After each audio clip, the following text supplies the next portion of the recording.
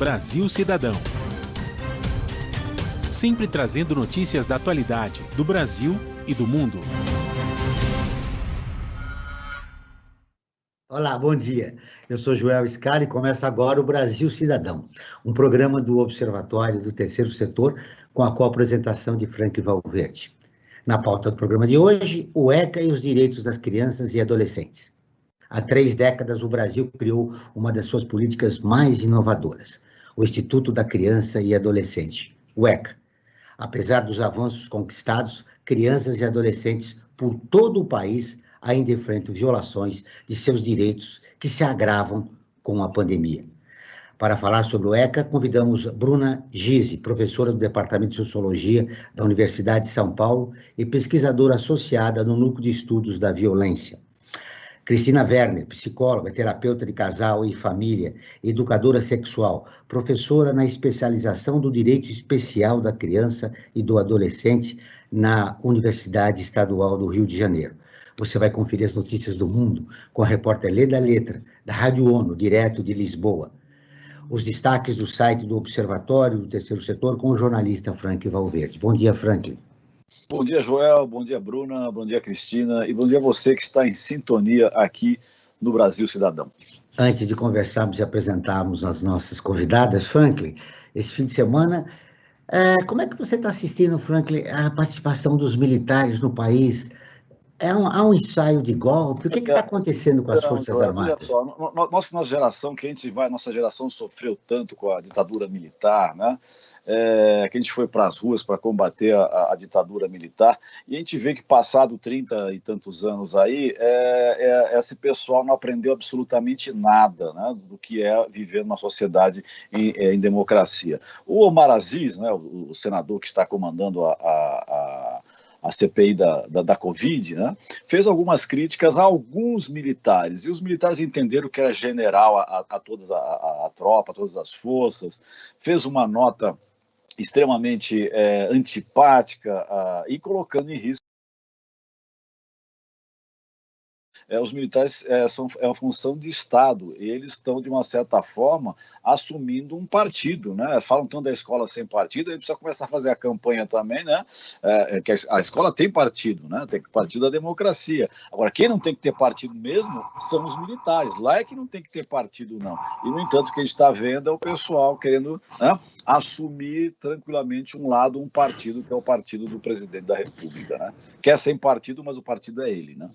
Infelizmente, as Forças Armadas estão participando da crise brasileira de uma maneira negativa. Aliás, uma instituição negacionista, historicamente, né? Frank, e perdemos a Copa América. Nunca uma seleção brasileira, Frank, ficou tão afastada, né, da população brasileira, em plena crise sanitária, quando nós devemos estar preocupados, né, em salvar mais brasileiros. Aí vem uma Copa América anacrônica, patrocinada pelo governo federal, e deu no que deu, né? Realmente, acho que o governo federal deu com os burros na água, como dizia meu avô, né?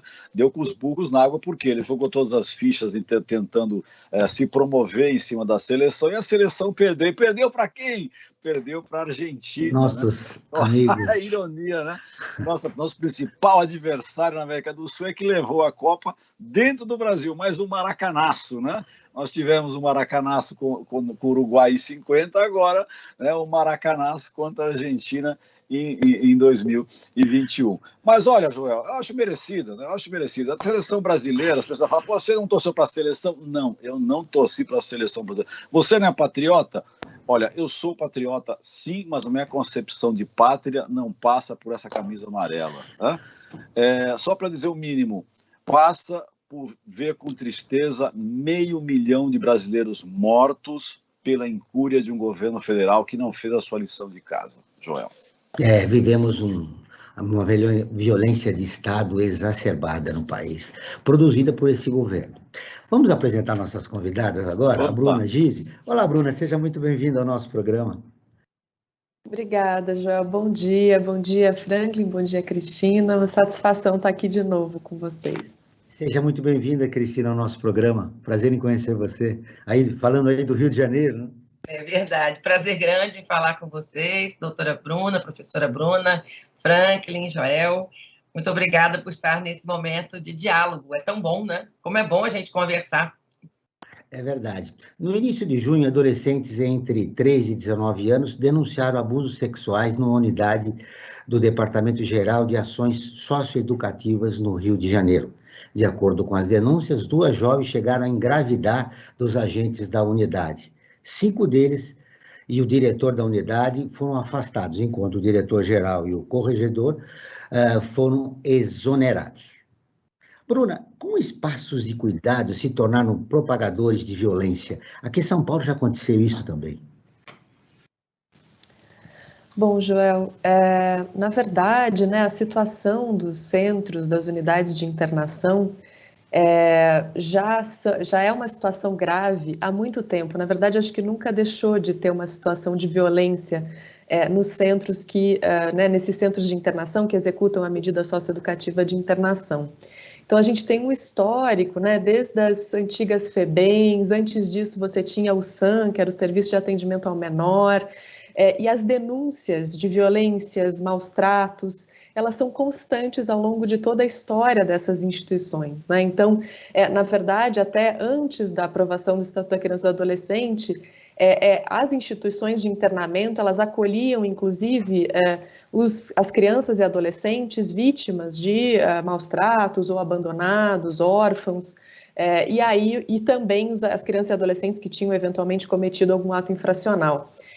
Então, eram instituições que se apresentavam como instituições de assistência, mas que, na verdade, né, você tinha sempre uma situação ali muito precária.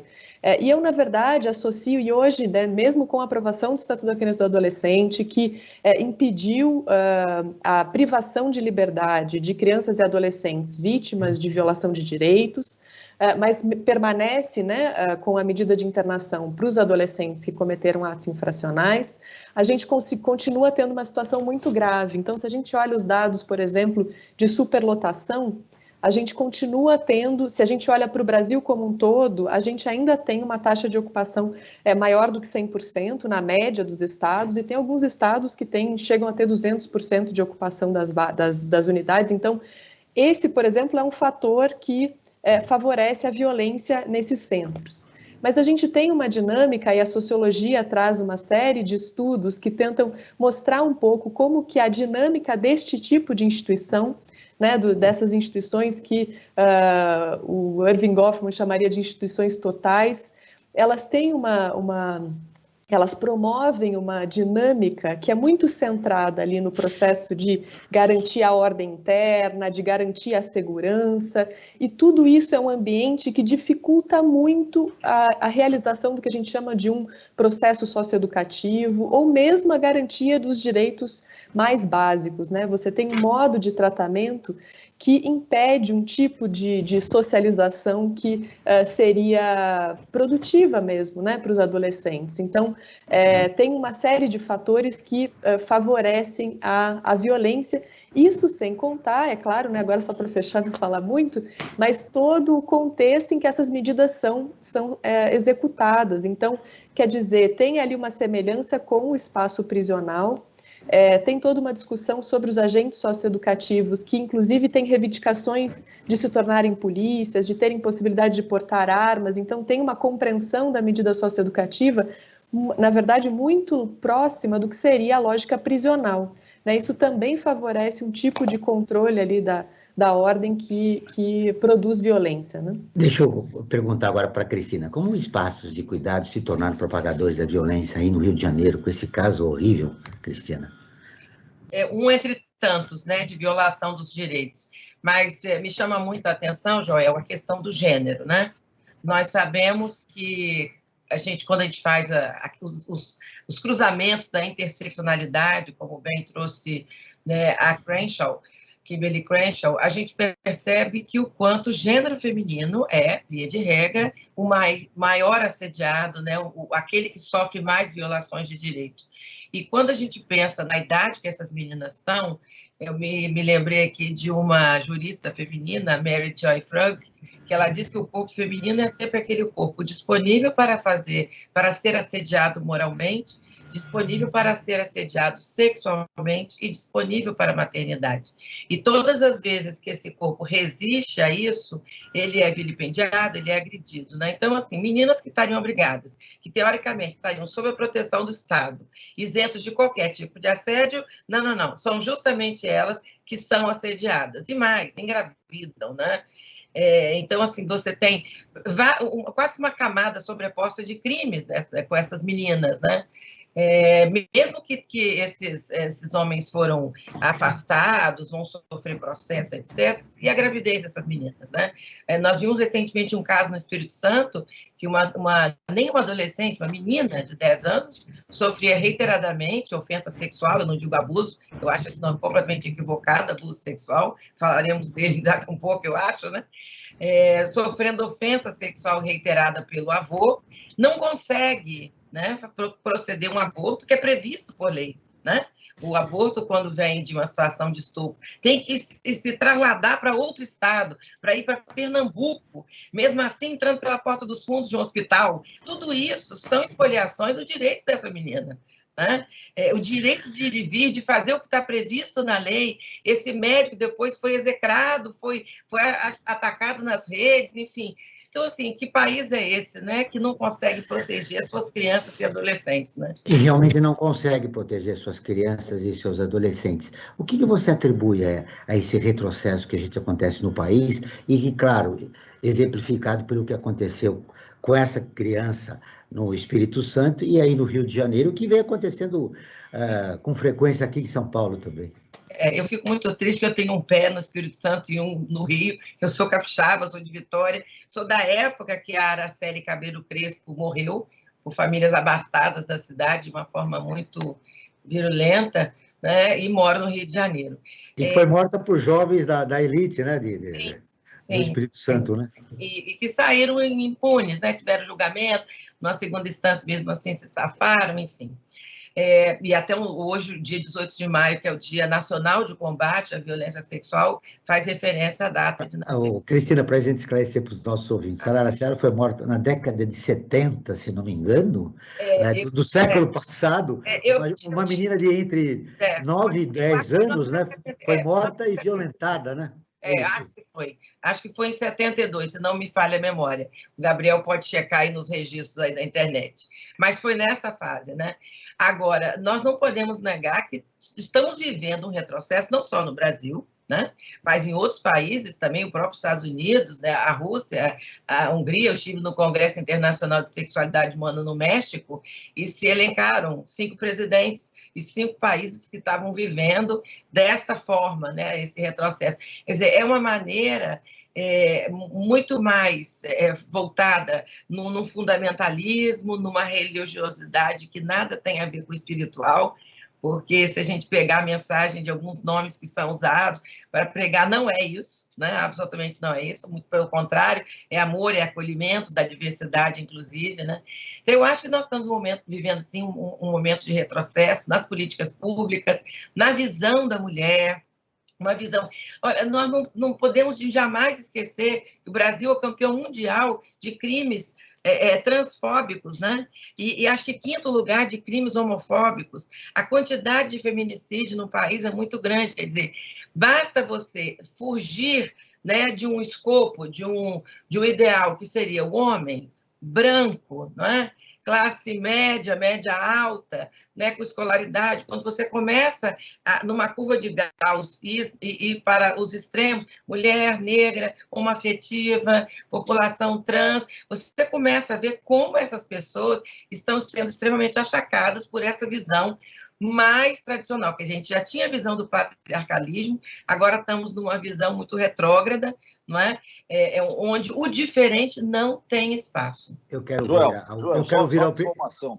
Eu levantei aqui o caso Araceli. O caso Araceli, ela foi assassinada em 73. 73, uma menina de 8 anos de idade, e o corpo dela foi encontrado 6 dias depois do seu desaparecimento, desfigurado por ácido e com marcas de violência e abuso sexual, quer dizer, pelo menos o que é colocada essa informação, ou seja, foi uma barbaridade feita no início dos anos 70, mas até hoje a coisa foi tão trágica que até hoje repercute essa imagem.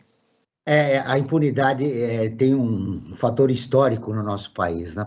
Eu preciso chamar a Rádio ONU, mas antes eu quero ver a Bruna a respeito. Nós, agora, dia 13, né, o ECA completa 31 anos de idade. O que tem para se comemorar, né, nesse documento importante realizado há 31 anos atrás, Bruna? Bom, Joel, o ECA é uma legislação que é celebrada como uma legislação avançadíssima no que diz respeito à perspectiva dos direitos humanos. Ela foi uma das primeiras legislações no mundo a ser formulada a partir da Convenção dos Direitos da Criança e do Adolescente, né, que é a Convenção Internacional, que foi aprovada em 89. E aí, então, quer dizer, já a Constituição Federal previa a criação do Estatuto da Criança e do Adolescente, que vai ser aprovado, então, em 1990, dia 13 de julho, fazendo aniversário agora, né, 31 anos.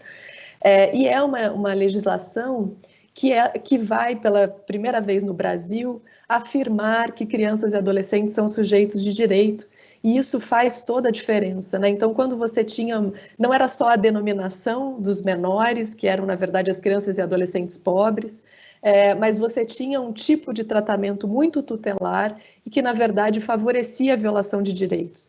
Então, a concepção de crianças e adolescentes como sujeitos de direito os coloca, né, também como tendo autonomia, tendo possibilidade de participar dos processos que lhes concernem. Você tem toda uma compreensão de que eles têm que ter prioridade quando a gente pensa na elaboração de políticas públicas. Você tem concepções que estão alinhadas a todo o entendimento dos organismos internacionais de promoção dos direitos humanos no que diz respeito ao modo de intervenção estatal.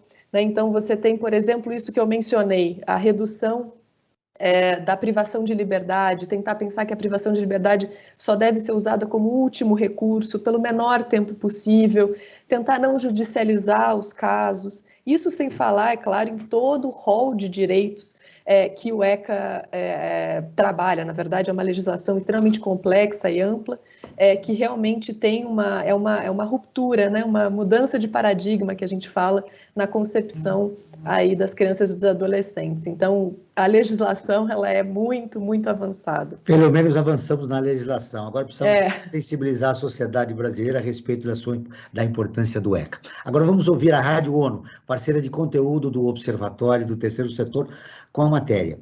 A Covid amplificou a crise na saúde mental das crianças. A Lê da Letra, de Lisboa, tem as informações. O secretário-geral das Nações Unidas está fazendo um alerta. Poucas crianças têm acesso a serviços de saúde mental. Em um vídeo apresentado no Fórum Político de Alto Nível sobre Desenvolvimento Sustentável, Antônio Guterres destacou que a Covid-19 amplificou o problema. Segundo ele, milhões de crianças estão fora da escola, o que aumenta o risco de violência e de estresse mental. Para o chefe da ONU, apoiar o bem-estar dos menores de idade precisa ser prioridade. Guterres pede aos governos que garantam proteção social às crianças e suas famílias por meio de programas de saúde mental e de apoio psicossocial. O secretário-geral mencionou também as ameaças online e offline, às quais as crianças estão cada vez mais expostas, e pediu que a opinião dos menores seja levada em consideração durante a formulação de políticas de proteção. Segundo Antônio Guterres, as crianças precisam ser parte da solução e a meta deve ser um trabalho conjunto para a criação de sociedades resilientes, sustentáveis, onde todas as crianças vivam uma vida sem violência. Da ONU News, em Lisboa, Lê da Letra. Continuamos com o Brasil Cidadão, programa do Observatório do Terceiro Setor. Hoje, falando sobre o ECA e os direitos das crianças e adolescentes na pandemia, com a Bruna Gies, que é professora e doutora do Departamento de Sociologia da USP, e a Cristina Werner, que é psicóloga e terapeuta de casal e educadora sexual. Frank Valverde, você tem informações? Sim, Joel, nós temos duas informações. A primeira dela é sobre o Momento ODS, né, que fala sobre a agenda 2030 da ONU, né, que é o Objetivo de Desenvolvimento Sustentável. E o primeiro item dessa agenda é a erradicação da pobreza. E dentro desse item, a meta 1.2 diz o seguinte: até 2030 devemos, né, ou pelo menos trabalhar para isso, para reduzir pelo menos a metade a proporção de homens, mulheres e crianças de todas as idades que vivem na pobreza. Em todas as dimensões, de acordo com as definições nacionais de cada país. Ou seja, no Brasil, que estava, de uma certa forma, progredindo para reduzir a pobreza, nós tivemos um retrocesso brutal, digamos, nesses últimos 4, 5 anos, né? Ou seja, nós vamos ter que repetir todo um trabalho que já havia sendo feito lá para trás. E a outra notícia... Infelizmente, né, Frank? Infelizmente, Joel. A outra notícia é a nossa enquete. Exatamente. Que me surpreendeu pelos resultados. Exatamente. Vou dar aqui a enquete, né? Nós fazemos, para cada programa que nós apresentamos aqui na Rádio Brasil Atual, nós fazemos uma enquete. E a enquete para o programa de hoje, nós perguntamos o seguinte, nós perguntamos para as pessoas: você conhece alguma criança ou adolescente que sofre violência sexual? E olha só o resultado, como o Joel disse, surpreendente. Apenas 19% das pessoas disseram que sim, que conhecem alguém, alguma criança ou adolescente que sofreu violência doméstica. E eu tenho aqui, né, frente a esses dados apresentados pela nossa enquete, eu tenho uma questão para colocar, tanto para a Bruna como para a Cristina. Será que as pessoas não conhecem, não estão conscientes da existência do ECA, já com 31 anos, para ser mais exato, de existência? Será que as pessoas ainda não sabem, né? Porque, infelizmente, a violência não acabou, não foi erradicada no país. Ela existe e está presente todos os dias. E esses resultados aqui de as pessoas que em geral participam das nossas enquetes, são pessoas bastante esclarecidas e engajadas nas principais causas, né, sociais. E o resultado foi surpreendente: apenas 19% conhecem esses casos de violência. Podemos começar com a Cristina. Antes que a Cristina fale, Cristina, será que essa síndrome de normalidade que está colocada na resposta é porque as agressões vêm dentro do próprio seio familiar e é cômodo não reconhecer isso? Essas agressões? Respondendo aos dois, né? Sem dúvida alguma, o locus onde se dá o maior número, o maior índice de violência contra a criança, seja sexual, seja negligência, seja violência física, seja violência psicológica, esses 4 crimes, né? Sem dúvida alguma, é a casa. Outro dia eu li um historiador espanhol dizendo que a raça humana é a pior raça do planeta, que é a raça mais violenta, né? Que entre os animais eles não se matam e não se agridem como nós, seres humanos, né? E eu diria, completando, e que a casa é também realmente o pior lugar para algumas crianças e mulheres estarem, porque é onde se dá, é um lugar de maior incidência de violência contra criança e adolescente. Me surpreende muito a enquete, onde apenas 19% dizem que reconhece, mas não me surpreende tanto assim, que 81% não reconheçam, né? O nosso velho amigo Freud já dizia, né, dentro dos mecanismos de defesa do ego, existe um chamado negação. Quando a realidade é muito pesada, é muito difícil para ter uma assunção do que está acontecendo, a gente nega ou a gente põe antolhos, só vê um pedacinho dela, que é aquela suspeita, será que está acontecendo alguma coisa? Então, o mecanismo de negação faz com que, muitas vezes, esses cuidadores, pai, mãe ou outras figuras desse cenário familiar, não consigam perceber, porque na hora que você admite que pode estar ocorrendo, por exemplo, uma ofensa sexual, necessariamente, imediatamente, alguma atitude tem que ser tomada. E o pior, muitas vezes, quando a criança tem um pouco mais de idade, o adolescente, que ela tem mais noção e mais recursos linguísticos para definir o que está acontecendo, né? Porque a criança diz, papai pegou, aí tem um nome vulgar da família, né? Pepeca, Florzinha, eu sempre advogo que a gente deve dizer vulva, né? Como cotovelo, braço, vulva, faz parte do corpo, mas enfim. A criança vai dizer, pegou na pepeca, ou o papai passou a mão aqui e ali. A mãe, às vezes, minimiza, né? tá brincando, não foi bem assim, você entendeu mal. Existe uma minimização. Então, tem a negação, tem a minimização, e quando um adolescente, por exemplo, consegue dizer o que está acontecendo, muitas vezes com o próprio pai ou com o padrasto, que é a segunda figura familiar que mais ofende dentro de casa, a mãe vai dizer, você seduziu. E aí a criança passa por um processo que a gente chama-se de síndrome de retratação, que o Summit descreve.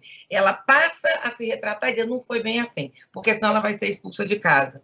Então, eu acho que parte dessa cegueira, eu nem digo normalidade, é uma cegueira familiar, né, vem do fato de que você, ao assumir, você tem que tomar decisões, responsabilidades, muitas vezes cindindo essa família em duas, né? É muito difícil a gente ter o ofensor, por exemplo, em sala para você atender. Geralmente ele evade, raramente é preso.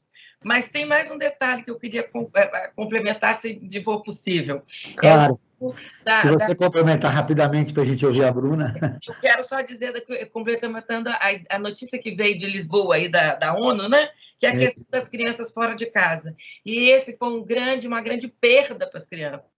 Porque por dois motivos. Primeiro, quando as crianças estão fora de casa, elas têm acesso à escola, que é um segundo local, né, de percepção do que possa estar acontecendo com essa criança. Eu costumo dizer que as professoras são verdadeiras antenas de rádio. Elas captam que tem alguma coisa, que está com calor, a criança está com a mão comprida, e quando levanta, vê que está machucada. A criança não consegue sentar, alguma coisa aconteceu, enfim.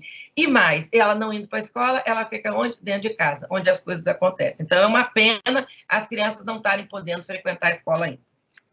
Bruna, quero ouvi-la. Então, é uma situação realmente... Perdão. Só tomar uma água. É uma situação muito grave, e isso que a Cristina coloca, né? O que faz esses crimes serem tão subnotificados? Então, você tem o que a gente chama, né, de uma cifra desconhecida com relação a esses crimes. E tem a ver com os processos que a Cristina destacou, na minha visão, né? Quer dizer, você está tratando de relações muitas vezes familiares, na maior parte das vezes, e aí as coisas se confundem, né? Então, a gente tem que pensar que são relações que, em princípio, têm muitas outras dimensões, né? Então, tem uma relação ali de afeto, tem uma série de implicações que torna tudo muito mais difícil para a criança, para as pessoas que participam da família. Então, acho que tem ali uma questão, quando a gente fala de violência dentro da família, que até ultrapassa, por exemplo, o reconhecimento que as pessoas têm do Estatuto da Criança e do Adolescente, né? Então, a gente sabe que isso acontece mesmo nos lares de pessoas que têm acesso à informação, que conhecem a legislação. Então, não é uma questão só de não conhecer, né, de não saber, mas é um pouco também da dinâmica interna das famílias e que isso torna tudo muito mais complexo. Mas, de qualquer maneira, eu acho que tem assim, então, quer dizer, a gente tem a legislação, mas a forma como as pessoas percebem, o quanto as pessoas conhecem é outra coisa, né? A gente, até hoje se fala, né, as pessoas falam, por exemplo, quando era criança, vai chamar o conselho tutelar. Então, quer dizer, o conselho tutelar virou uma instância punitiva, praticamente, né? Que, na verdade, foi pensado... Né? O mais antigo juizado, vai chamar o juizado de menores, né? Exatamente, vai para a FEBEM, né? Então era um pouco esse imaginário de que o Estado e essas instituições e esses organismos eram punitivos. Imagina, o Conselho Tutelar é pensado para ser um conselho de proteção de direitos, né? Mas as pessoas, é claro, tem outros caminhos aí na forma como as pessoas lidam com a legislação. Mas eu queria também chamar atenção para o fato de que a gente tem no Brasil, né, apesar de algumas imagens do Brasil, é um país com muita violência, né? Então, uma certa concepção de que a violência ela é necessária para manter a ordem, que a violência é necessária para educar, que a violência pode ser necessária para, enfim, numa série de relações de autoridade, né, que só conseguem se exercer através da violência. Isso favorece também uma certa normalização de situações de violação, né, e situações de agressão, enfim, para a gente pensar também em outras formas de violência. Segundo dados do IBGE divulgados em 2020, o Brasil registra 1.800.000 crianças e adolescentes com idades entre 5 e 17 anos em situação de trabalho infantil. Desses, mais de 45% enfrentam ocupações consideradas altamente nocivas para o seu desenvolvimento. Por que apesar do ECA, Cristina, ainda há crianças exploradas neste Brasil da pandemia. E a pandemia pode agravar esse cenário? Você acredita nisso? Acho que a pandemia agravou tudo, absolutamente tudo, né? A gente, inclusive, está sem liberdade, motivo para as ruas, para poder protestar e exigir mais alguns direitos, a começar por aí. Eu acho que tem também uma questão de desinformação, né? Eu acho que a Bruna trouxe um pouco isso, né? As pessoas não sabem onde buscar ajuda, né? Os órgãos de defesa da criança, do adolescente, né? Da mulher. Eu acho que tem também essa questão, né? Mas, assim, nós passamos também por um processo muito grande de pobreza no país, né? A nossa distribuição de renda ela é muito desigual. E quando você tem programas que tentavam modificar isso, muitos deles foram banidos, né? E hoje em dia você vê como foi difícil para as pessoas conseguirem receber esse auxílio que foi tão mínimo, né? Então, com isso, a criança sempre, eu digo, as pontas da vida são sempre as mais frágeis, né? Os idosos são abandonados, as crianças são exploradas.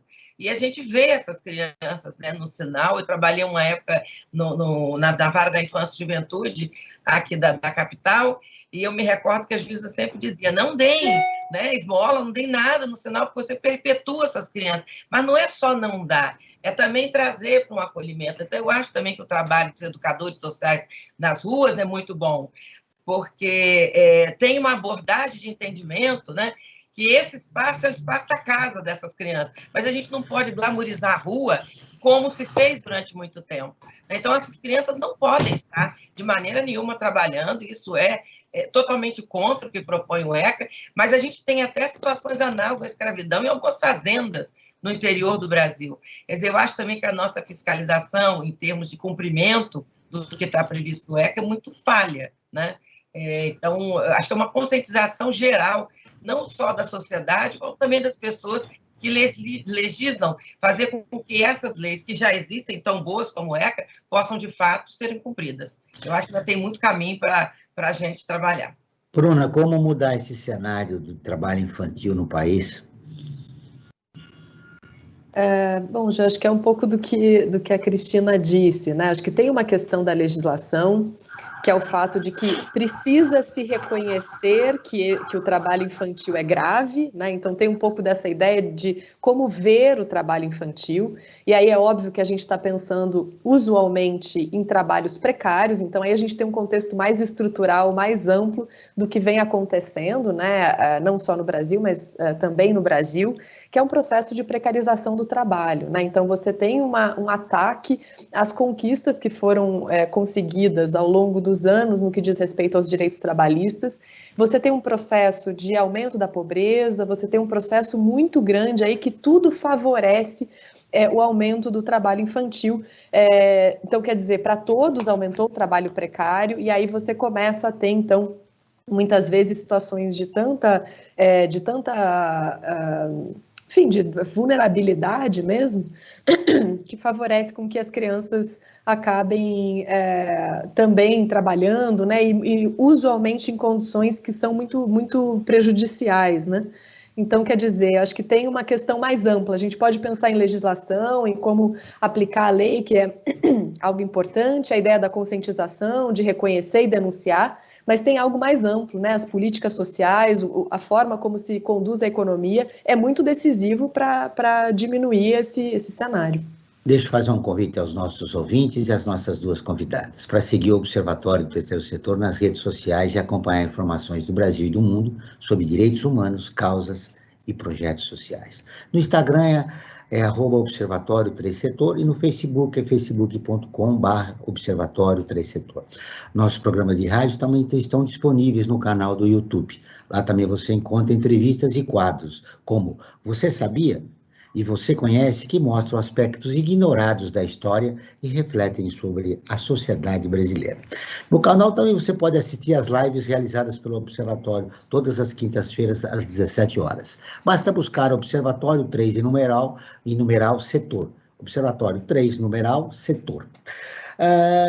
Um levantamento da Sociedade Brasileira de Pediatria com base em dados do Ministério da Saúde, entre 2010 e 2019, foram registradas 626.529 agressões contra crianças e adolescentes, de 0 a 19 anos. Na média, equivale a 172 notificações por dia.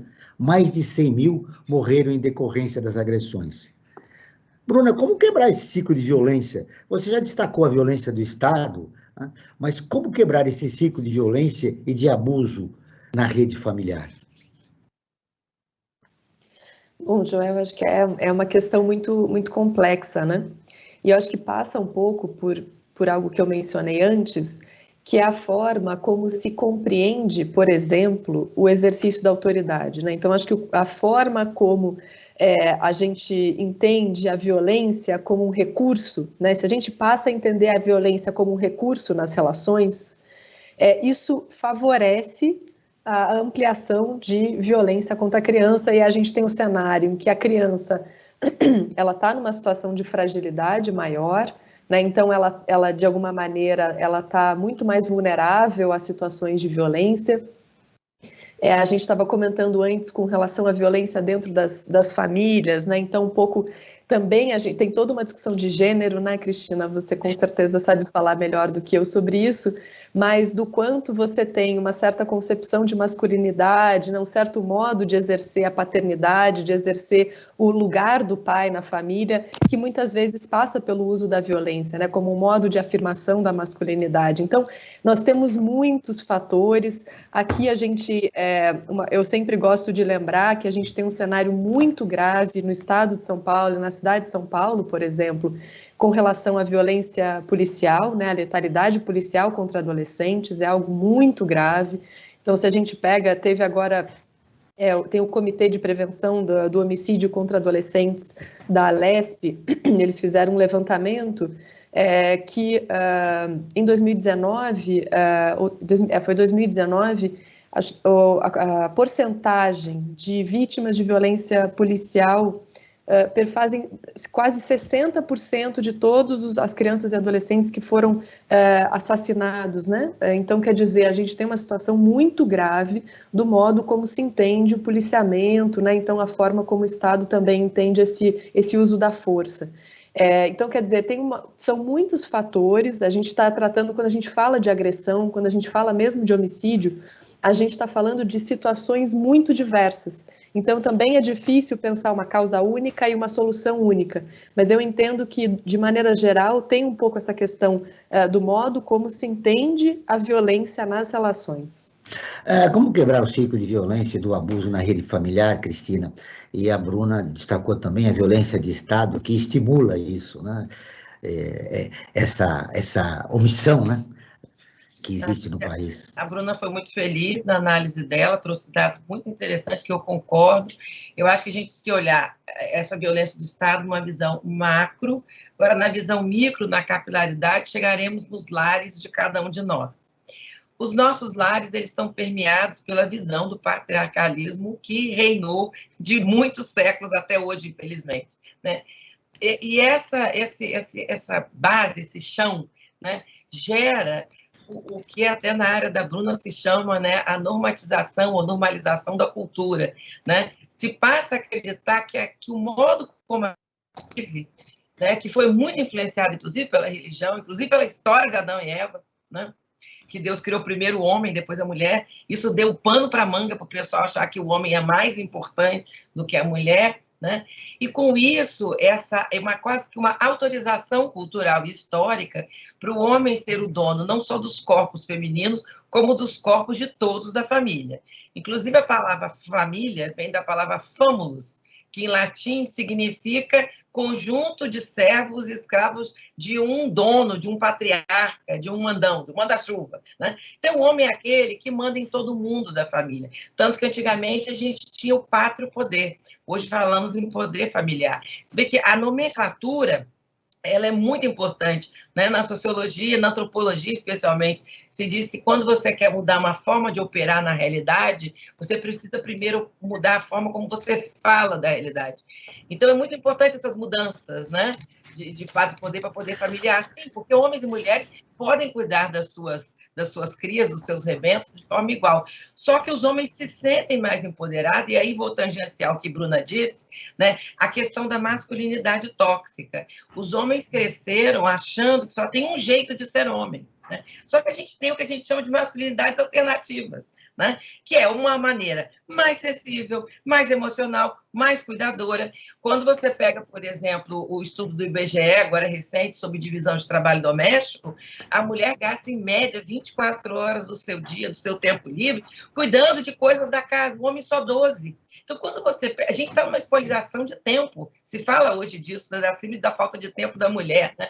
Por quê? Porque a mulher sempre é aquela que cuida. E na pandemia, nós vimos também que a mulher ficou sobrecarregada, cuidando da casa, como ela sempre fez, cuidando do próprio trabalho e ainda tendo que dar conta da escola das crianças, né? Porque os homens não entram nessa compreensão, que eu acho que é muito mais de uma mudança de mindset. Tem que zerar e colocar outra compreensão. Criança tem que ser cuidada com afeto e com amor, está numa fase de desenvolvimento específica, e isso tem que ser feito pelos agentes socializatórios por natureza, pai e mãe, né? E eu acho que essa mudança começa quando crianças, meninas e meninos sejam criados da mesma forma, dando uma maneira diferenciada, como acontece na nossa sociedade. Eu quero continuar esse assunto com vocês, mas agora eu vou chamar novamente o Franklin para falar dos destaques do site do Observatório do Terceiro Setor. Franklin, quais são os destaques? O que de mais bombou nas redes sociais do Observatório? Vamos lá, Joel. O Observatório está sempre preocupado e sempre sintonizado com as grandes causas sociais, né? E entre as matérias que nós temos tido um destaque, um bom número de leituras, nós temos, por exemplo, uma que fala do perigo, que é a questão da Covid, né? Uma grávida perdeu seu bebê com 8 meses de gestação, porque ela contraiu a Covid. Então, precisa tomar muito cuidado, vamos usar as máscaras, lavar as mãos, o álcool gel, e o distanciamento ainda é necessário. Apesar de como já está avançando a vacinação, é importante a gente manter o isolamento social o máximo possível. Outra matéria que teve destaque é uma lista com projetos sociais de 15 causas diferentes. E a que eu quero destacar hoje aqui no nosso programa é uma matéria que foi escrita pela Mariana Lima, que diz o seguinte: mulher vítima de trabalho análogo à escravidão é resgatada com seus 2 filhos. Olha só que absurdo, em pleno século XXI, ainda gente vivendo com situação análoga à pobreza. Olha só a situação dessa senhora. Ela era cozinheira, ela perdeu o emprego devido à pandemia e ela acabou aceitando uma proposta indecente, né, digamos assim, mas não teve saída, né, tinha que sustentar os 2 filhos, né, e acabou aceitando um trabalho de análogo à escravidão para trabalhar como cozinheira em uma fazenda lá do Pará. E para você ver a situação, ela estava instalada lá na fazenda, num barraco de lona, né, que ficava cercado por mato, sem nenhuma proteção contra a cobra, contra animais selvagens, e mais ainda, atrás da barraca que ela estava morando, passava um córrego, e quando chovia, o córrego transbordava e entrava para dentro do barraco, ou seja, uma situação que, olha, pior ainda do que análoga à escravidão, porque não tinha proteção alguma. E isso aconteceu em Novo Progresso, no Pará. E essa mulher foi, felizmente, resgatada junto com seus 2 filhos. Isso precisa ser denunciado, precisa ser combatido, e não podemos aceitar que as pessoas, em pleno século XXI, ainda vivam em situações análogas. Uma posição rigorosa para o dono dessa fazenda no Pará. Sim, deveria. João, nós estamos em 15 minutos, mas acho que nos dá para fazer uma questão aqui que eu acho importante, que eu queria retomar uma questão. Com essa vinda da famigerada pandemia, né, disseminando a Covid-19 por todo o mundo, mudou um pouco a relação, né, e o cotidiano das famílias, né, e os sentimentos das crianças e adolescentes, né, também mudou, e elas passaram a ter que conviver com o medo, né? O medo é uma coisa muito presente, as inseguranças, né, do que vai acontecer, de como é que vai ser seu futuro, se vou contrair a doença, se não vou, quando é que chega a minha vez para a vacina, enfim, tudo isso cria uma série de situações novas para o adolescente. O adolescente e as crianças estão tendo que trabalhar com isso também, não só nós, adultos. E aí fica uma questão aí para a Bruna e para a Cristina, eu gostaria de ouvi-las. É possível ainda cultivar sonhos durante essa pandemia para as crianças e adolescentes? A Bruna, dessa vez, podia iniciar respondendo essa questão. Sonhar é mais que necessário no momento de que nós vivemos hoje, né, Bruna? Com certeza.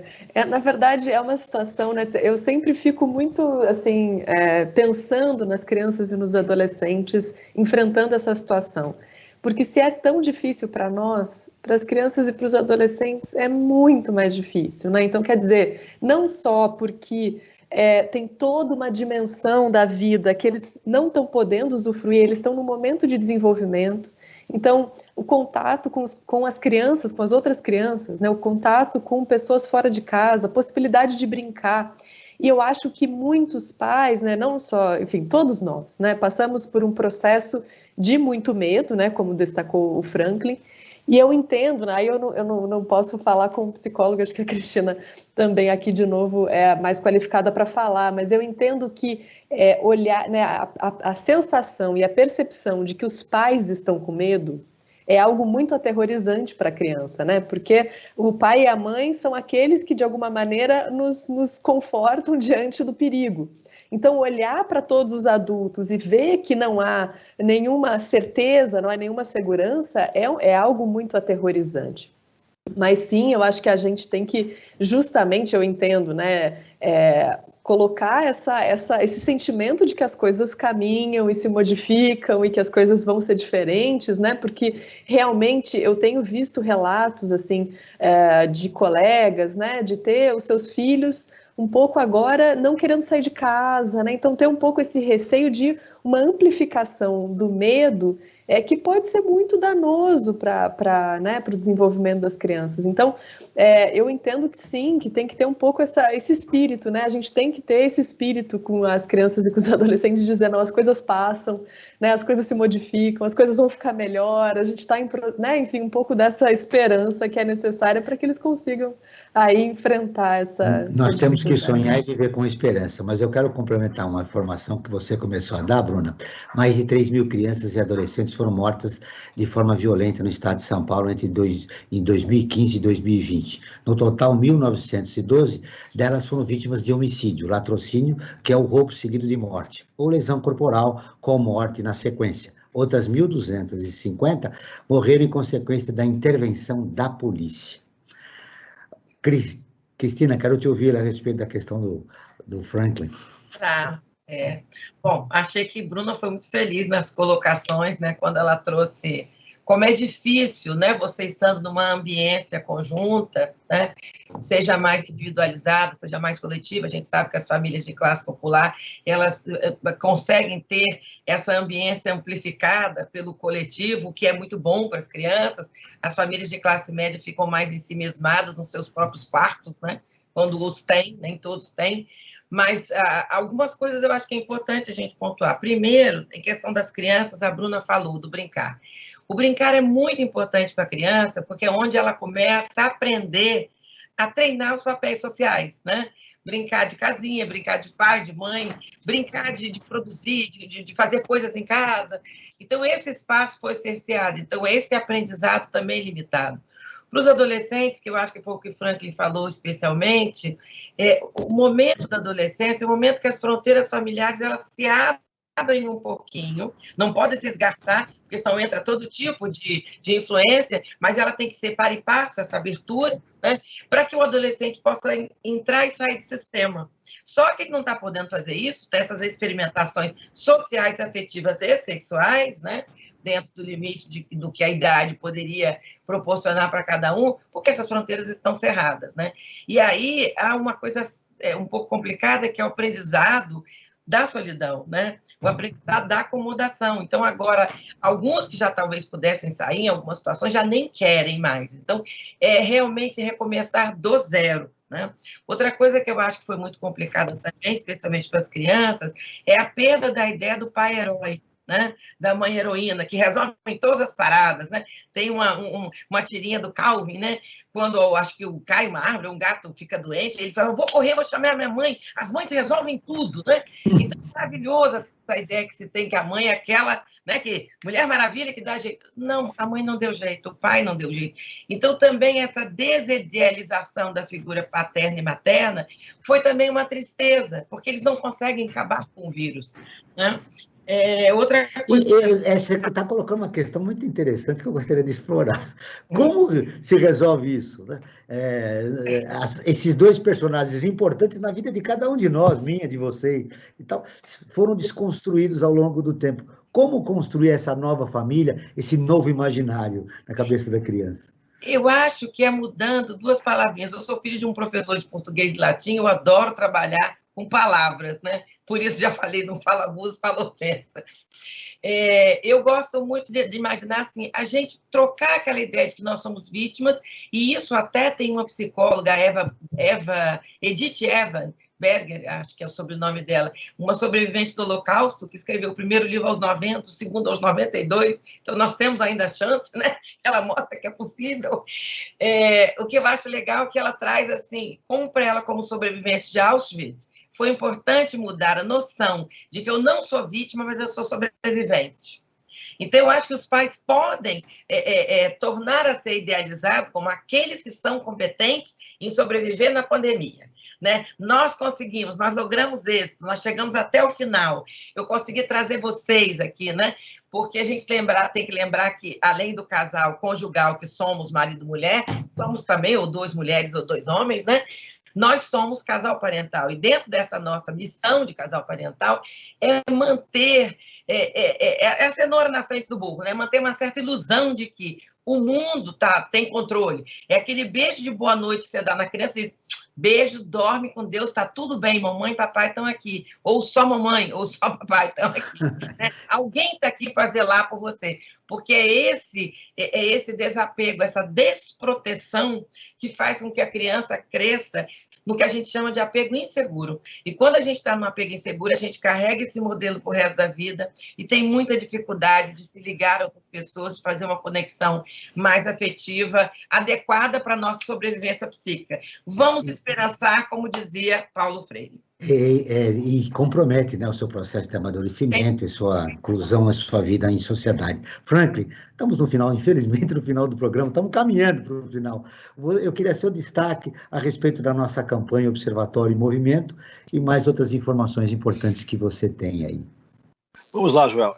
O Observatório do Terceiro Setor está com a campanha Observatório em Movimento. O que é isso? É uma iniciativa que tem o objetivo de ouvir especialistas das mais variadas áreas do conhecimento humano para dar dicas, informações, sugestões de como melhor nós podemos passar nesse período de pandemia e mais, também como passar após pandemia, porque o mundo com certeza será diferente, não será a mesma coisa do que era antes da pandemia. Então, o Observatório em Movimento é essa oportunidade das pessoas ouvirem e refletirem um pouco a respeito desse momento que nós estamos vivendo.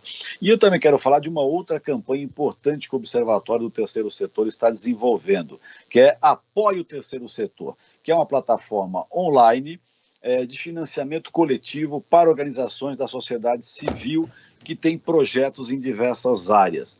Quer saber mais sobre isso? Acesse apoie3setor.com.br, o 3 em numeral. Repito, apoie3setor.com.br. E, Joel, você sempre me pergunta qual que é a manchete final do programa. Seu destaque final, exatamente. Eu quero pegar uma frase aí, uma palavra que a Cristina disse, né, recuperando o grande Paulo Freire, que nós estamos comemorando este ano, o centenário de Paulo Freire, que é o esperançar. Temos que esperançar.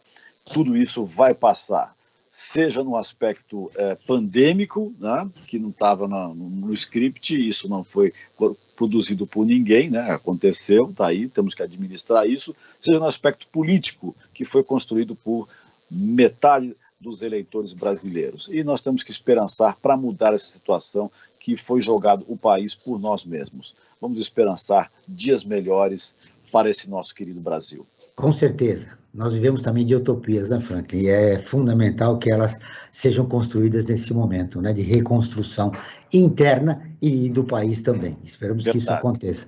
2 minutos para cada uma das nossas 2 convidadas, justos, assim, matematicamente, para a gente fechar o programa.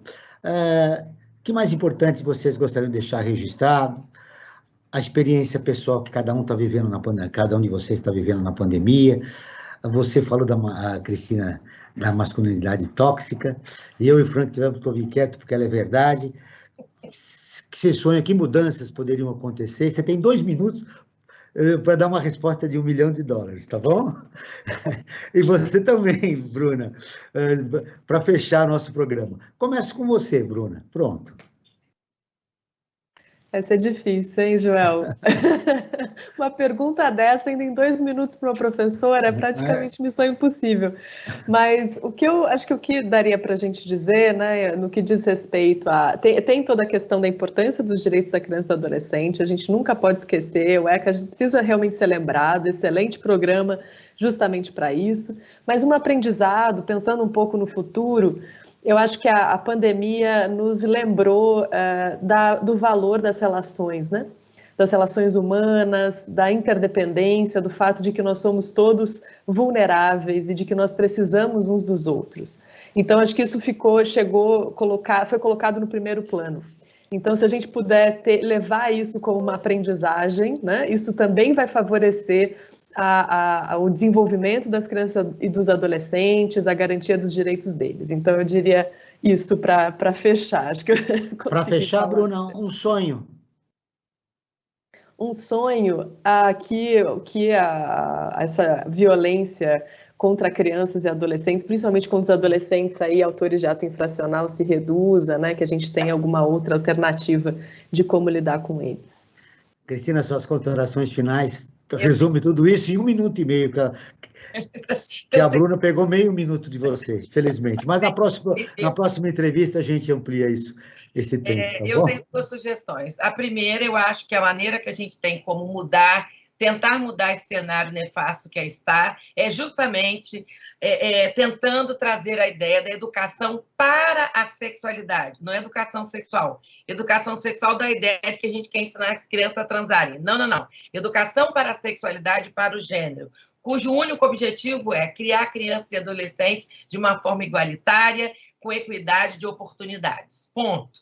Não é fazer nenhum tipo de outra apologia que se possa imaginar. É apenas tentar criar as pessoas de uma forma democrática, meninos e meninas com igual acesso a tudo.